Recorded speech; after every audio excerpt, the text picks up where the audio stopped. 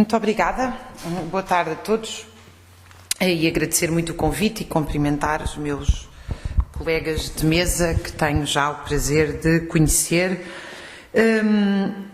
Eu não trouxe nem um PowerPoint, até porque eu estive aqui nesta mesma sala, talvez alguns de vocês também, há 2 anos atrás, onde eu apresentei, digamos, uma visão muito técnica da contabilidade do Estado Social. Enfim, tenho para mim absolutamente assumido e de forma indubitável que o Estado Social é superavitário, é sustentado e é sustentável. E eu hoje ia fazer uma intervenção mais relacionada com o que eu penso que está em curso e com a relação do Estado Social com a dívida pública. Eu penso que, enfim, não penso, eu tenho a certeza, em 2008 há um grupo minoritário, mas substancial, da banca e de empresários portugueses que fica com ativos desvalorizados na mão. De facto, os seus ativos entram em falência ou são brutalmente desvalorizados. Chamam o governo para transferir, para arranjar maneira de revalorizar os seus ativos que, entretanto, tinham sido, aliás, pela própria lei do mercado, desvalorizados, e chamam o governo para vir salvar esses papéis que não valem nada. O governo, primeiro de Sócrates e depois de Passos Coelho, vão fazer aquilo que é uma gigante transferência de massa salarial, a esmagadora maioria, mas também uma gigante asfixia fiscal. Portanto, a gigante asfixia fiscal vai atingir também as pequenas e médias empresas, racionalizar essa transferência de rendimento que passa assim de um lado para o outro. Ideológica, Portugal nunca teve tantos milionários e os milionários nunca tiveram tanto como nos últimos 5 anos, e isso vem num relatório do UBS suíço, não são meus os dados, estão aí em cima da mesa. O Observatório das Crises também já publicou a transferência de rendimentos do chamado fator trabalho para o fator capital. Dessa forma, esqueceu-se de dizer que há uma grande parte dessa transferência que também vem das pequenas e médias empresas que foram destruídas nesse processo, nomeadamente pelo brutal aumento fiscal. Portanto, genuínas pequenas e médias empresas, como restaurantes, etc., que desapareceram no meio desse processo. É claro que tudo isto, e este é o ponto onde eu quero chegar, nós estamos, o que estes governos têm feito é promover uma economia baseada nas rendas fixas de capital.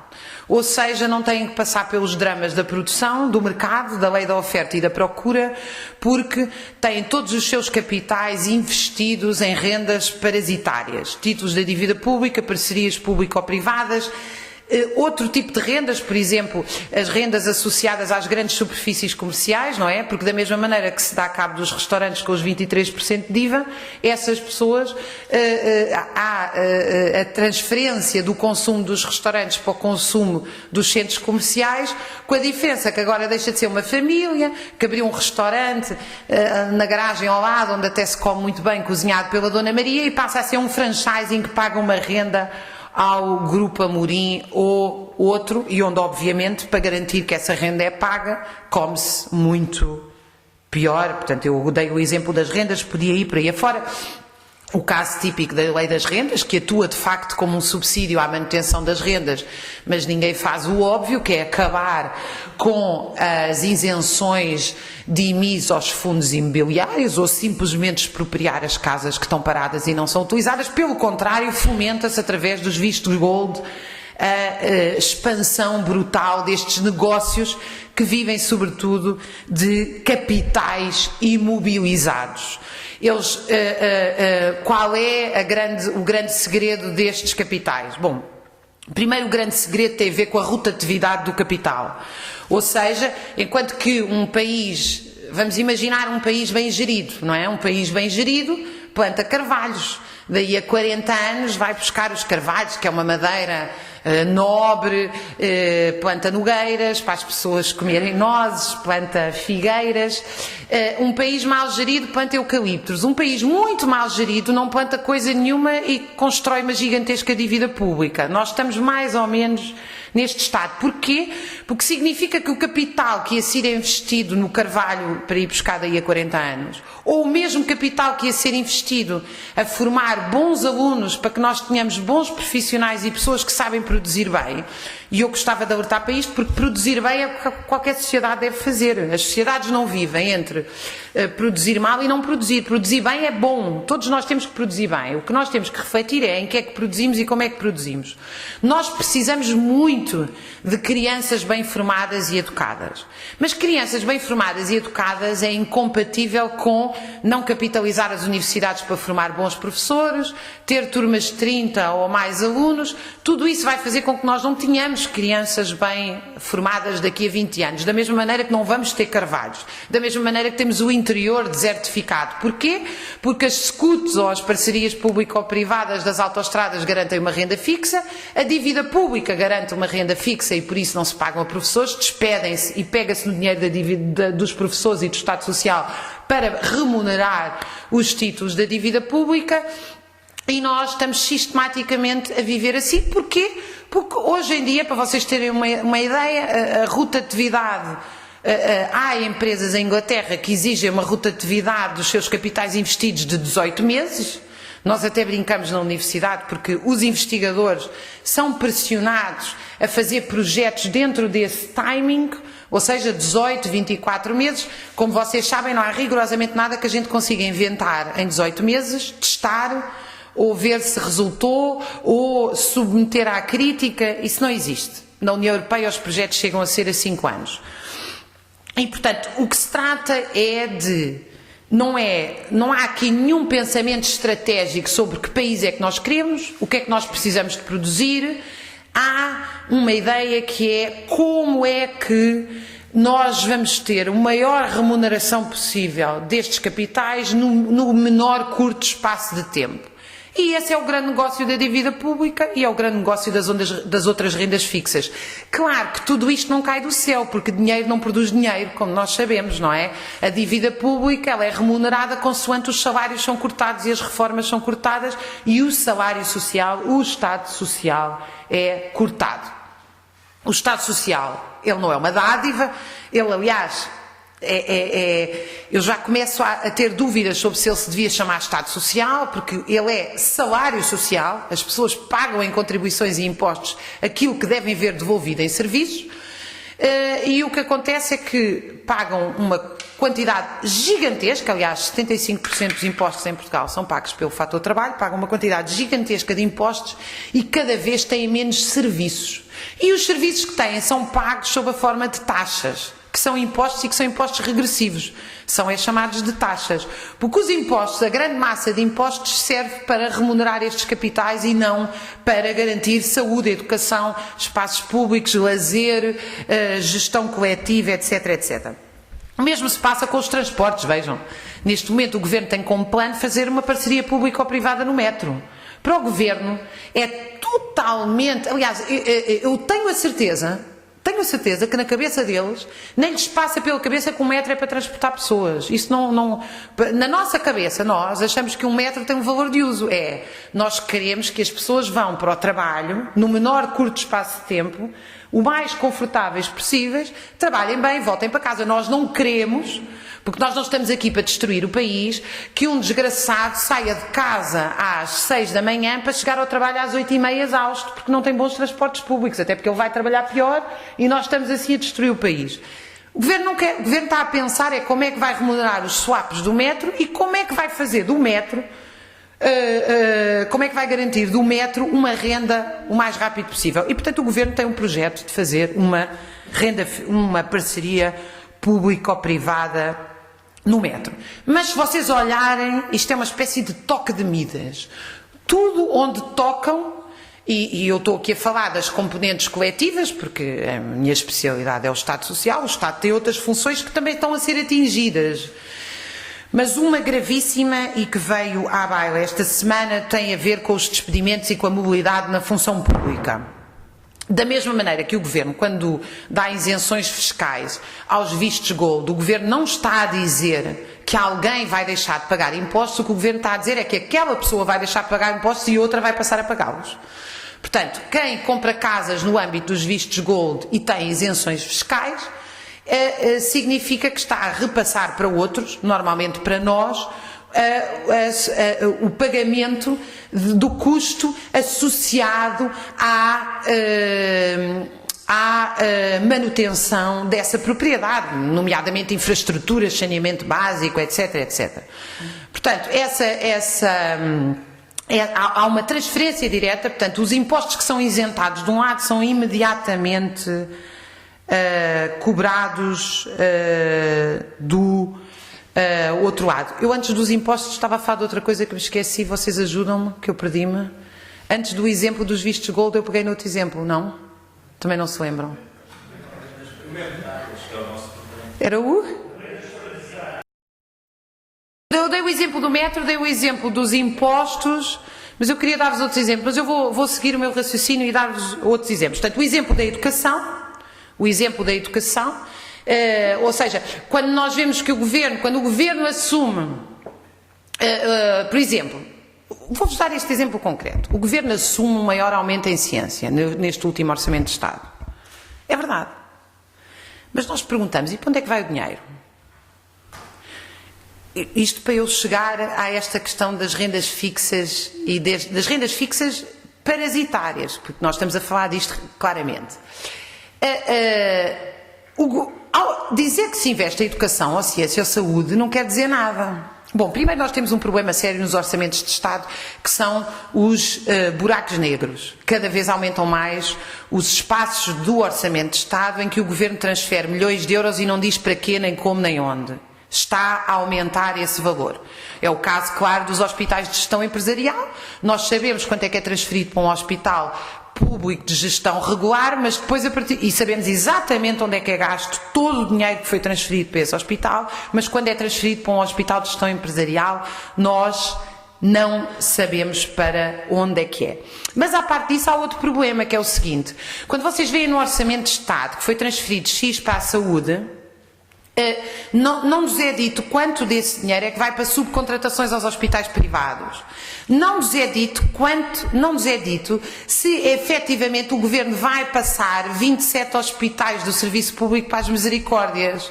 Porque se está lá um valor determinado para o orçamento público e que é calculado de acordo com os números oficiais como Estado Social, porque nós estamos a falar da saúde pública, não está lá se daqui a 6 meses uma parte desse valor é transferido para os hospitais privados ou para as misericórdias. E, aliás, o Governo já fala em devolução dos hospitais às misericórdias, o que é um extraordinário artifício de linguagem, porque não se está a devolver nada. Os hospitais foram nacionalizados durante a Revolução e bem, e nos últimos 40 anos tudo o que está naqueles hospitais foi pago por nós e não pelas misericórdias. A formação dos seus médicos, a tecnologia que lá está, as infraestruturas, portanto não se está a devolver nada às misericórdias. Se os hospitais forem devolvidos às misericórdias, trata-se de um dos maiores saques feitos à população portuguesa sobre a sua saúde pública e sobre os seus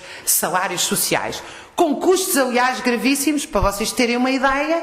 Eu acho que o Governo está a querer implementar uma coisa para o qual já alertam os investigadores ingleses há muito tempo, que é uma divisão entre health e care, ou seja, entre saúde e entre cuidados que não são considerados saúde, que em Portugal eu penso que tem o nome de cuidados continuados, mas não tenho a certeza se o nome é assim.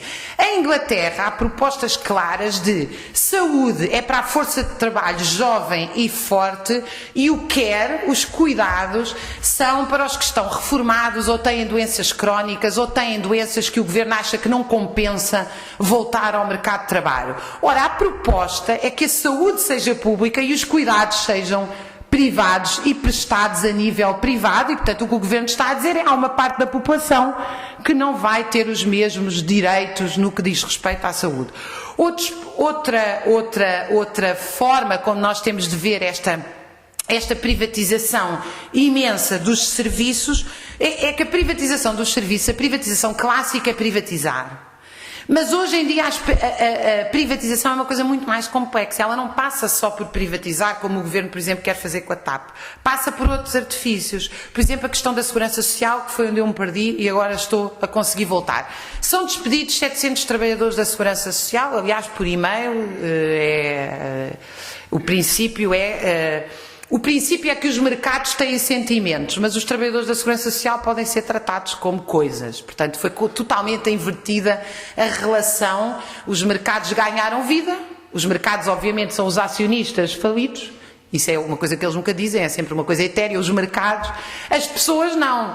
São uma coisa piegas que nos anda a chatear o pé, não é? Portanto, inverteu-se esta relação. Os trabalhadores da Segurança Social são despedidos, 700 são despedidos. Curiosamente, eles são despedidos. Não é curiosamente, eu, num dos livros que coordenei, que se chama A Segurança Social é Sustentável, eu escrevi exatamente isto. Eu acho que está em curso, e foi há 3 anos, ainda não havia isto. Eu acho que está em curso um processo que eu chamei de eugenização da força de trabalho, que é expulsar do mercado de trabalho quem tem mais de 45, 50 anos, sobretudo os que têm menos qualificação, e substituir toda a gente, e pôr toda a gente a ganhar 500 euros. A chamada mobilidade especial, que é um despedimento coletivo, vem nessa forma, e o Governo diz o seguinte: o Estado é gordo. Não são as parcerias público-privadas, bem entendi, é o Estado. O Estado, e quando fala de Estado é sempre do Estado Social. O Estado é gordo, nós temos trabalhadores a mais na Segurança Social e, portanto, temos que despedi-los porque também não podem ser requalificados. E eu digo-vos, primeiro é mentira, nós temos trabalhadores a menos na Segurança Social. Aliás, se vocês forem a qualquer Segurança Social às 8 da manhã, já não conseguem tirar uma senha para as 4 da tarde, porque estão lá milhares de pessoas que nem sequer conseguem ser atendidas. Portanto, não é preciso fazer um estudo para perceber que há poucos trabalhadores na Segurança Social. Basta ir a um departamento da Segurança Social que se entende logo isso. Mas o problema não é isso, é que o Governo não vai acabar com esses serviços da Segurança Social. O Governo vai transferir para instituições particulares de solidariedade social aquilo que eram as funções da Segurança Social. O Governo vai privatizar as funções da Segurança Social. E, portanto, o dinheiro que servia para pagar aos trabalhadores da Segurança Social vai ser utilizado para esta situação. E por isso mesmo o Governo publicou este ano 2 decretos, que eu tenho ali o número, já vos digo se vocês quiserem saber, não sei de cor, onde possibilita pela primeira vez às instituições particulares de solidariedade social gerir prestações associadas à Segurança Social. Portanto, já não só o cuidado dos idosos e das crianças, mas passar a fazer gestão dessas prestações.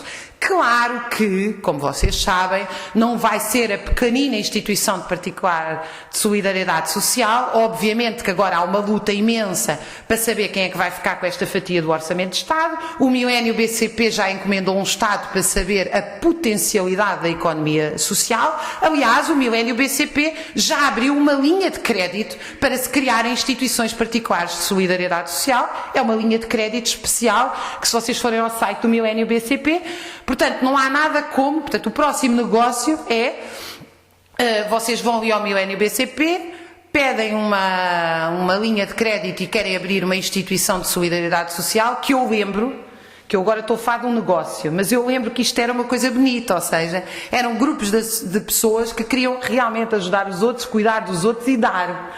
Nós agora estamos a falar de outra coisa, nós estamos a falar do negócio da pobreza, já estamos num segundo estágio, que obviamente ele não é feito segundo a lei da oferta e da procura do mercado, que é, eu quero entrar num negócio de prestação de cuidados idosos, ou de entrega de benefícios ou de prestações, ou seja o que for. Não.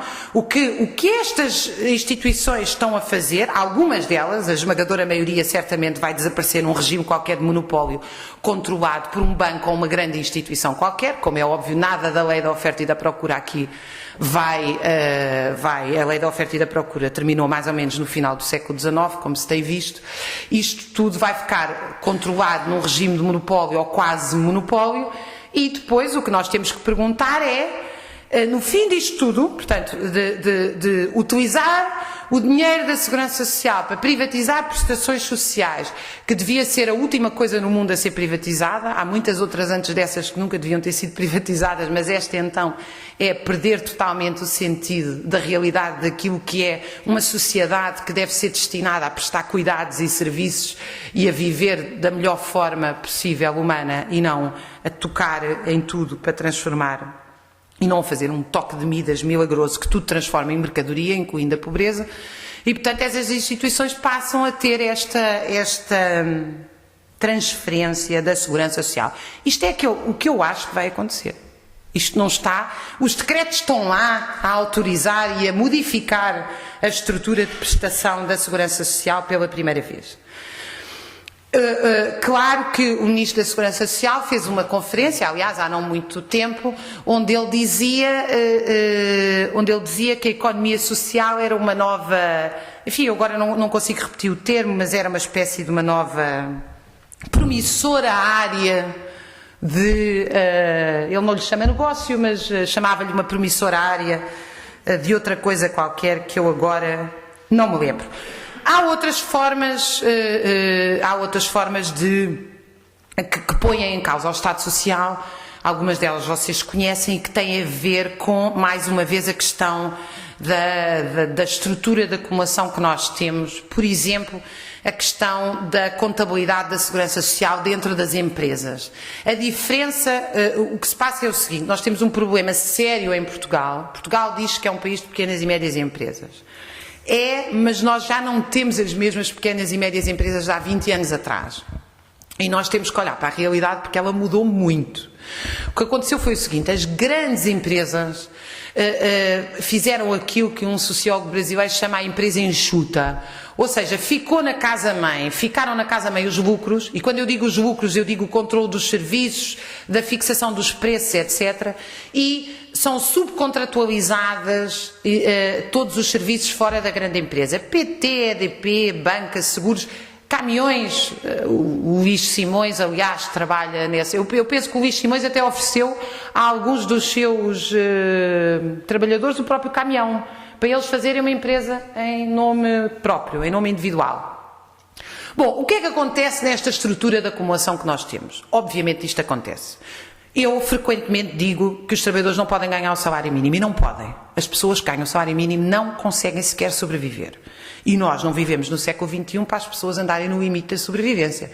Nós devíamos estar aqui a discutir porque é que não há professores de música em todas as escolas a ensinar a tocar um instrumento, que é mais ou menos aquilo que se começou a discutir no final do século XIX, porque nós temos produção e riqueza coletiva suficiente para dar o melhor às pessoas. E isso é que nós devíamos estar aqui a discutir. Não, nós estamos a discutir se as pessoas chegam ao fim do mês e comem. E muitas vezes as pequenas empresas dizem-me, com razão, nós se subirmos o ordenado mínimo vamos à falência. É verdade. O problema é que é verdade. Porquê? Porque é verdade que nós temos imensas pequenas e médias empresas que vivem num sistema de garrote pela grande empresa da qual são meras subsidiárias. O que é que acontece? Acontece que a PT, neste momento, não é? A PT, que entretanto, como diz o Zainal Bava, os ativos têm pernas e foram dormir a casa. Ele disse isso há um ano e tal, não sei se foi no discurso em que recebeu a condecoração de melhor gestor, mas a PT valia 11 mil milhões e agora vale 10 vezes menos. Vale, de acordo com o índice bolsista, até acho que já vale menos do que isso, não tenho acompanhado agora nos últimos 15 dias. A PT tem 16 mil trabalhadores em subcontratações. Alguns destes trabalhadores estão em pequenas empresas cujo patrão hoje era um ex-trabalhador da PT. E descobriu a sua condição de desgraçado, que é, ele chega ao final do mês e mal consegue pagar o seu próprio salário. Ora, nas estatísticas aparece como pequeno e médio empresário, mas na verdade ele é um ex-trabalhador que foi reconvertido em alguém que assume todos os custos da empresa, incluindo os custos sociais que sustentam o Estado Social. E o que é que acontece? Acontece que para uma empresa como a EDP, o que pagam para a Segurança Social representa para aí 3% e numa pequena empresa representa para aí uns 30%. Nós temos as contas aqui feitas pelo Eugênio Rosa num dos livros. Este é um dos problemas, ou seja, o que se passa é que na pequena empresa circula o capital, mas ele acumula-se todo na grande, na casa-mãe. E, portanto, é obviamente que o aumento de salários tem que ser reportado à casa-mãe, bem como o aumento de contribuições para a segurança social, etc, etc. E, portanto, o problema desta estrutura é que nós criámos milhares de pequenas empresas que elas não têm a viabilidade económica e social, elas são uma mera subsidiária da grande. Claro que nós temos muitas pequenas e médias empresas que são realmente pequenas e médias empresas, funcionam como tal e, aliás, agora cada vez funcionam pior porque têm uma asfixia fiscal brutal, porque o que é que se passa? Passa-se que todas as medidas fiscais do Estado, elas tendem a privilegiar as grandes empresas e a afogar as pequenas empresas que depois acabam até, muitas delas, por serem engolidas. E isto destrói a vida dos trabalhadores, destrói a sustentabilidade do Estado Social e a médio prazo destrói o país. Porque não há nenhum caso no mundo, nenhum, onde se pague pouco e se trabalhe bem. Isso não existe, não é? As empresas, os trabalhadores hoje em dia vão para a empresa. Despediram vários ou entraram na reforma. Aliás, reformas antecipadas pagas pelo Estado, porque o Estado tem dinheiro para pagar, não as reformas antecipadas, mas as rescisões, as mobilidades, etc. Dinheiro para despedir tem havido em todo o lado, não é? Como há dinheiro para pagar os layoffs das grandes empresas. A Alta Europa aqui em Setúbal é um caso, a Volkswagen é subsidiada pelo Estado português porque cada vez que tem baixas de produção, os seus trabalhadores são pagos por quem? Pela Segurança Social portuguesa. Não pela Segurança Social alemã ou pela Volkswagen, ou pelo menos uma percentagem mínima é paga pela Volkswagen. Portanto, esta estrutura agora, as consequências desta estrutura e a urgência de a mudar. Pôr em causa o Estado Social e criar uma série de associações de caridade, pequenas associações ou grandes associações de caridade, ou um monopólio de associações de caridade, é abrir a porta a uma coisa péssima. As pessoas, em vez de terem o direito ao trabalho, a dignidade de viverem por si, para os seus, passam a depender de esmolas e dádivas.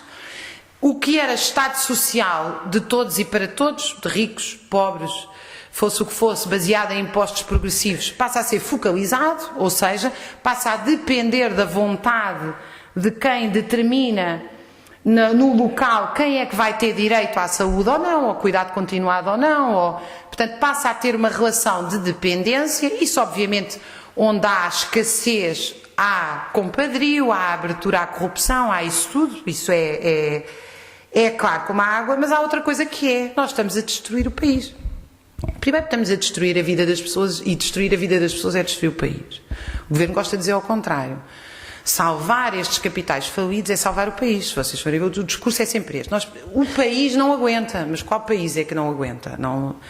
E eu gostava de inverter o discurso. A esmagadora maioria das pessoas, se é para falar de país, então nós vamos falar da esmagadora maioria das pessoas. Estas políticas destroem a vida da esmagadora maioria das pessoas, a vida individual. Nós temos índices absolutamente brutais de infelicidade, depressões, consumo de medicamentos, as pessoas estão mal, mesmo as que trabalham, estão permanentemente ameaçadas de desemprego, olham o trabalho como uma tortura, é uma desgraça humana que nós estamos aqui a falar.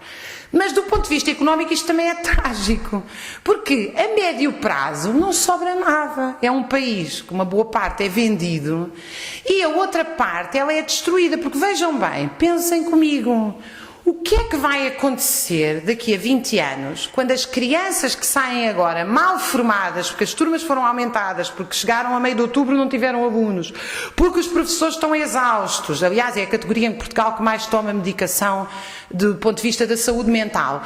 Qual é o nosso custo? Formar uma pessoa leva 25 anos. Formar bem uma pessoa. Isto não é uma coisa que a gente resolva de um dia para o outro. Formar um bom médico leva 14 anos. Nós não vamos resolver de um dia para o outro o problema da exaustão dos enfermeiros, que entretanto foram para a Inglaterra trabalhar. Estão a perceber? Como não vamos resolver do dia para o outro ter eucaliptos no país todo. Isto é central. Como não vamos resolver o problema do abandono do interior que está a ser projetado por estas políticas, nomeadamente por aquelas que encerram serviços públicos no interior ou que fazem com que uma pessoa para ir do Porto a Lisboa ou de Lisboa ao Algarve gaste 150 euros. Estão a ver? Isto tem um custo que nós vamos levar dezenas de anos a repor este país na ordem ordem, na boa ordem, ou seja, na ordem no sentido das pessoas produzirem bem para serem felizes. Portanto, isto é uma tragédia. E do ponto de vista da produtividade, não tenham dúvidas absolutamente nenhuma.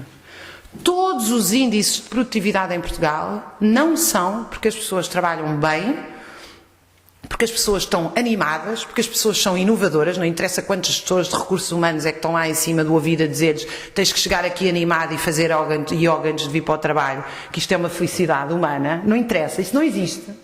Os índices de produtividade em Portugal estão todos associados às quebras salariais. Todos. É no corte salarial que as empresas ganham alguma coisa, o que é uma atitude, vejam, nós estamos no século XXI, é dizer assim, o nosso modelo de produção é o chinês. Nós queremos um modelo de produção chinês, que é os nossos trabalhadores estão exaustos, ao final de 10, 15 anos rebentam para o lado, os nossos índices de saúde, de má saúde disparam, de má alimentação, porque as pessoas não têm dinheiro para se alimentar bem, disparam, e no fim, isto é bom porque o PIB está a crescer. É o que os chineses dizem. O Partido Comunista Chinês, quando quer apresentar o sucesso do seu país, não diz que os trabalhadores da Foxconn se suicidam e que agora têm que assinar um papel em como se comprometem a não se suicidar, senão a família não ganha a indenização. Não, dizem, mas nós temos crescimentos de 7% ao ano. Tem a China, se calhar tem a Colômbia, se calhar... Bom, um crescimento deste... Não se gera um país assim. Não se gera um país assim. Gera-se um país garantindo que as pessoas trabalham o melhor possível, que nós fazemos uma lista daquilo que precisamos de produzir coletivamente e é a partir dessa lista que nós planeamos como é que vai viver a sociedade. Tudo o resto é construir uma China e, portanto, isso deve ser absolutamente rejeitado por nós e acho que cada vez mais só é possível fazê-lo com uma forma cidadã, ampliada, participativa e temos que reinventar este país para poder voltar a ser felizes nele. Obrigada pela vossa atenção.